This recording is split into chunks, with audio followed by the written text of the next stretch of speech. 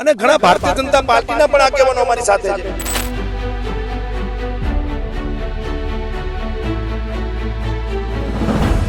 ગુજરાતની અંદર 100 થી વધુ વીજ લાઈનો આવી રહી છે. એટલે એકેય જિલ્લો કે એકેય તાલુકો કે એકેય ગામ આ મહાકાય થાંભલા વગર બાકી રહેવાના નથી.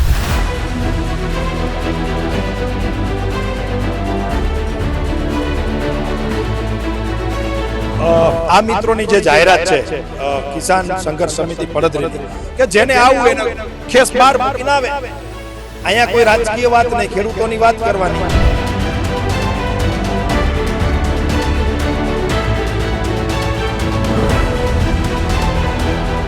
ખેડૂતોની લડાઈ હવે જેતપરથી પડધરી સુધી પહોંચી છે. હું તમને મારી પાછળના એ દ્રશ્યો બતાવીશ કે જે ખેડૂત રક્ષક સમિતિ છે જે પડધરીની, તેમના દ્વારા આજે પડધરી ખાતે પ્રત્યેક ઉપવાસનું આયોજન છે તે કરવામાં આવ્યું છે અને અનેક ગામો છે તે અનેક ગામોના ખેડૂતો છે તે આ પ્રત્યેક ઉપવાસની અંદર જોડાવાના છે. ખાસ કરીને મુદ્દો એ છે કે જે છેલ્લા 3 મહિનાથી ગુજરાતની અંદર જે ચાલી રહ્યું છે, ખેડૂતોના ખેતરોની અંદર જે વીજ પોલ નાખવામાં આવી રહ્યા છે તેમને લઈને ખેડૂતોનો આક્રોશ છે તે ક્યાંક ને ક્યાંક હવે વધતો જોવા મળી રહ્યો છે. આ પ્રતિક ઉપવાસ છે તેમાં જે સમિતિ છે તેમની સાથે જ સીધી વાત કરશું. મનોજભાઈ, શું કહેશો?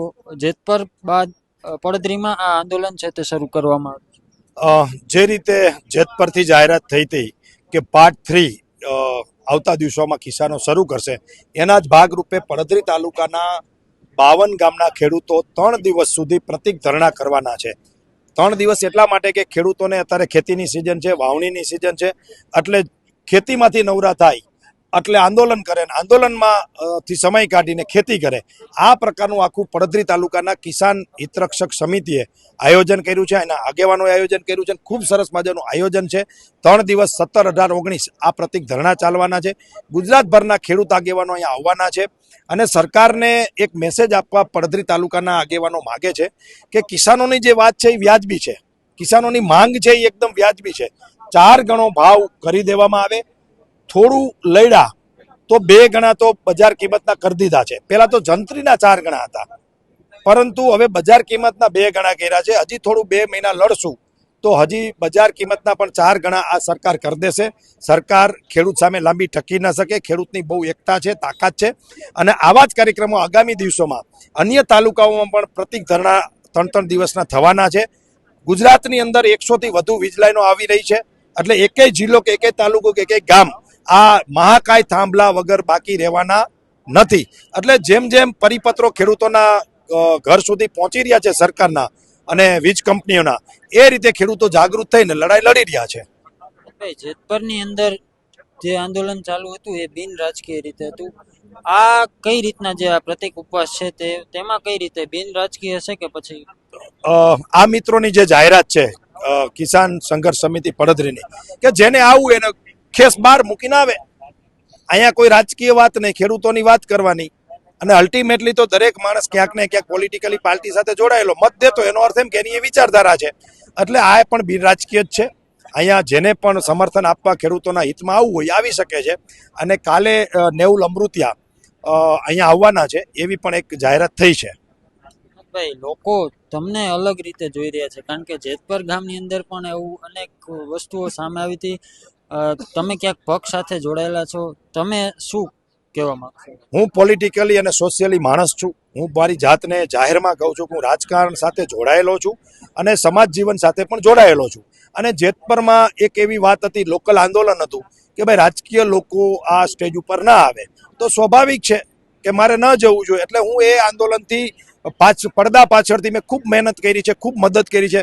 200 થી વધારે બસો ભરી અને જેતપર છાવણીમાં મેં મોકલી છે સ્વયં ખર્ચે. એટલે વિષય છે જ નહીં, વિષય એ છે કે ખેડૂતોને મદદ કોણ કરી રહ્યું છે. ભારતીય જનતા પાર્ટીના પણ મિત્રો અહીંયા આવકાર્ય છે, બીજી અન્ય પાર્ટીઓના મિત્રો પણ અહીંયા આવકાર્ય છે. એટલે આ ખેડૂતોનું આંદોલન છે. આમાં કોઈ પક્ષાપક્ષી હોય જ નહીં. અહીંયા નાતી જાતિ ધર્મ સંપ્રદાય કાંઈ જોવાનું હોય. ખેડૂતની કોઈ નાત નથી, કોઈ જાત નથી, એનો કોઈ ધર્મ નથી. ખેડૂત છે. એટલે ખેડૂતોની સાથે 18 વરણ છે, ખેડૂતોની સાથે બધા જ છે અને ખેડૂતોનો વિજય પણ નિશ્ચિત છે. એક મારો પ્રશ્ન એ છે, પાર્ટ 3 ની શરૂઆત થઈ ગઈ છે તો પાર્ટ 3 તમારા મત મુજબ કેવું હશે? મારો સ્પષ્ટ મત છે કે ગાંધીનો માર્ગ છે એ જ જીતનો માર્ગ છે અને ખેડૂતોના હિતનો માર્ગ છે. જે દિવસે કોઈ ખેડૂતોએ કોઈની ઉશ્કેરણીજનક વાતો સાંભળી અને જો હિંસાનો માર્ગ અપનાવ્યો તો એ જ દિવસે આંદોલન ખતમ થઈ જશે, આવું મારું સ્પષ્ટ માનવું છે.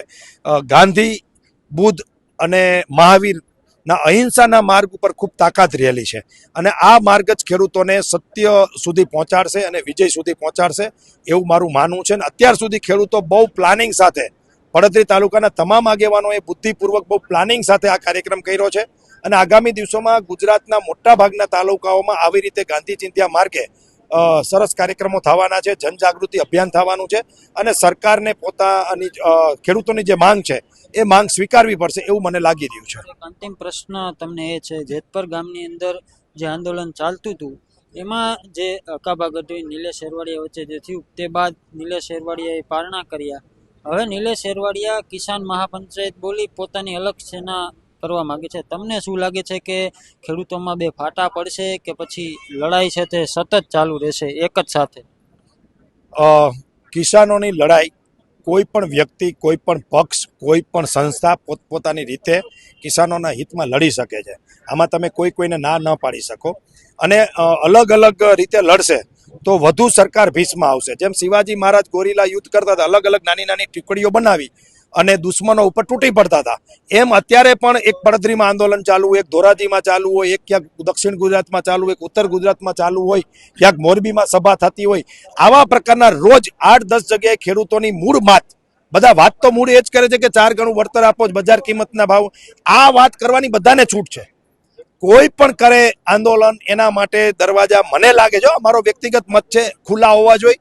આમાં કોઈને ના ન પડાય. હા, મૂળ વાતથી ભટકીને કોઈ વાત કરે તો એને રોકવા જોઈએ. બાકી અમારે કોને રોકવા જોઈએ? કાલે જે અભિવાદન કરવા ગયા ને કે સરકારે ઘણું બધું આપ્યું, અરે ભાઈ માન્ય નથી ખેડૂતોને.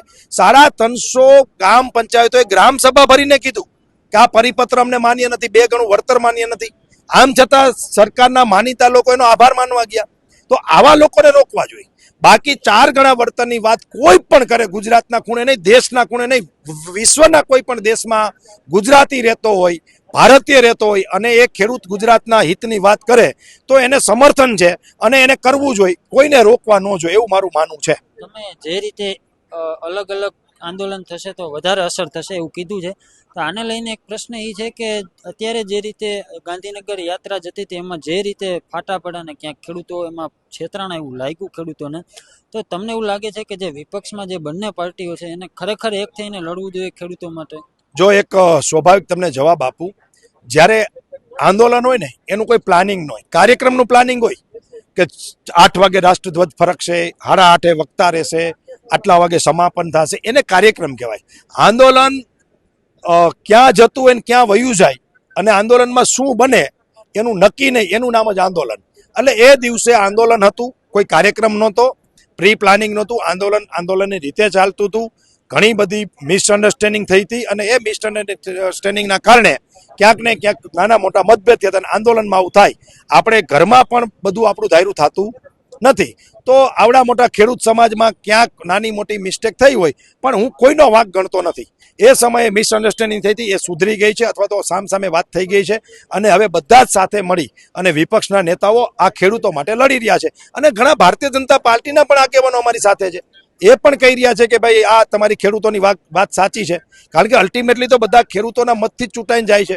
કદાચ એવું બને કે છાવણીમાં ડાયરેક્ટ ના આવતા હોય, પણ એની મનની ઈચ્છા તો હોય જ કે સરકાર 4 ગણા ભાવ આપી દે, એવું દરેક ખેડૂત અને બિન ખેડૂતો પણ ઈચ્છે છે, વેપારીઓ પણ ઈચ્છે છે, ગુજરાતની જનતા પણ ઈચ્છે છે કે ઝડપથી આ વાતનો નિવારો આવે.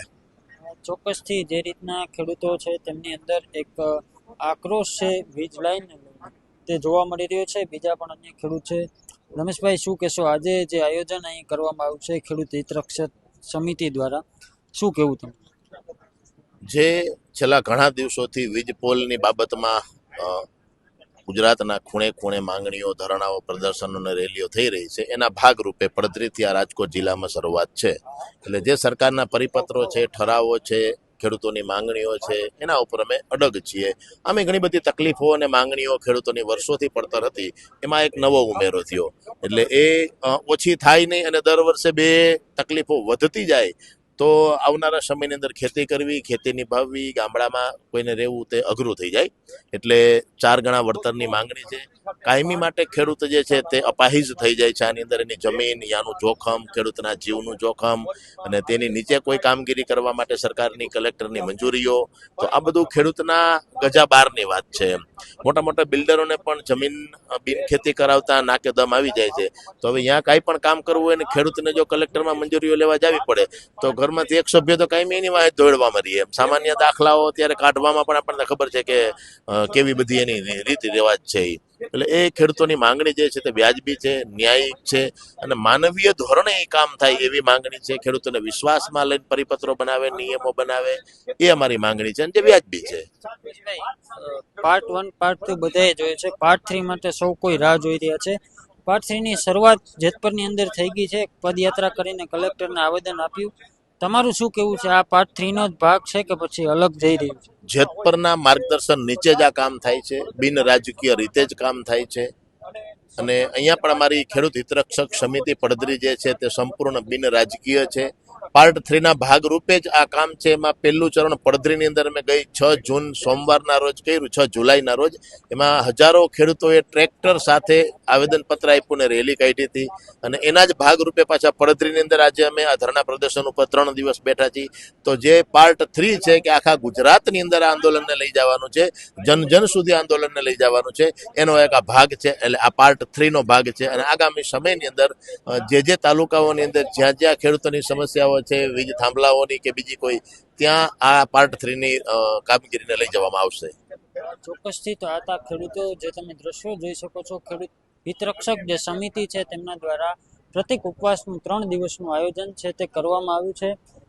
અને જે રીતનો માહોલ છે તે ખેડૂત સમાજની અંદર જોવા મળી રહ્યો છે તે ક્યાંક ને ક્યાંક હવે વ્યાજબી ખેડૂતો ગણી રહ્યા છે. કારણ કે પાર્ટ 1 પાર્ટ 2 અને હવે પાર્ટ 3 ની જે સૌ કોઈ રાહ જોઈ રહ્યું હતું એ ખેડૂતો દ્વારા પાર્ટ 3 ની શરૂઆત છે તે કરી દેવામાં આવી છે. સરકાર સામે જે રીતે ખેડૂતોએ બાયું ચડાવી છે તે રીતે હવે ચોક્કસથી લાગી રહ્યું છે કે ખેડૂતોની છે તે આગળના દિવસોમાં સરકાર માંગ સ્વીકારવા માટે મજબૂર થશે તેવું પણ લાગી રહ્યું છે. એક તરફ વરસાદી માહોલ જોવા મળી રહ્યો છે, બીજી તરફ ખેડૂતો પોતાની માંગને લઈને અડગ છે તે જોવા મળી રહ્યું છે. ત્યારે હવે આગળના દિવસોમાં ખેડૂતોની જે પૂરેપૂરી માંગ છે તે સરકાર સ્વીકારશે કે કેમ તે જોવું મહત્વનું રહેશે.